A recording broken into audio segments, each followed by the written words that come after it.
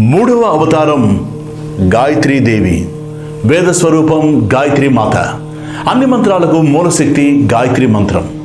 ముక్త, విద్రుమ, హేమ, నీల, ధవళ వర్ణాలు కలిగిన 5 ముఖాలతో శంఖం, చక్రం, గద, అంకుశం ధరించి దర్శనమిచ్చి మనల్ని అనుగ్రహిస్తుంది గాయత్రీ మాత.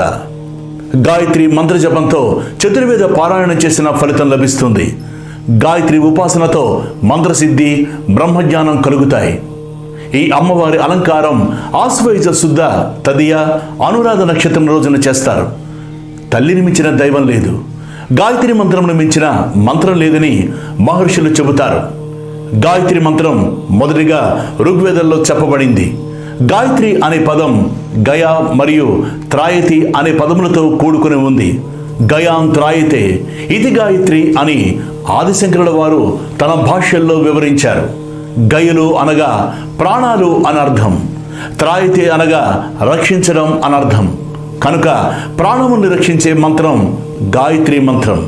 ఈ తల్లి సంధ్యావందన అధిష్టాన దేవత. గాయత్రి అమ్మవారికి వీరినంత జపం చేసి గారెలు, రవ్వకేసరి, పులిహోర నైవేద్యంగా పెట్టాలి. గాయత్రి మాత్రను నమ్మితే సకల సంతోషాలు సిద్ధిస్తాయి. ఇక రేపటి 4వ అవతారం అన్నపూర్ణాదేవి. ఆ విశేషాలు తెలుసుకుందాం. నమస్తే.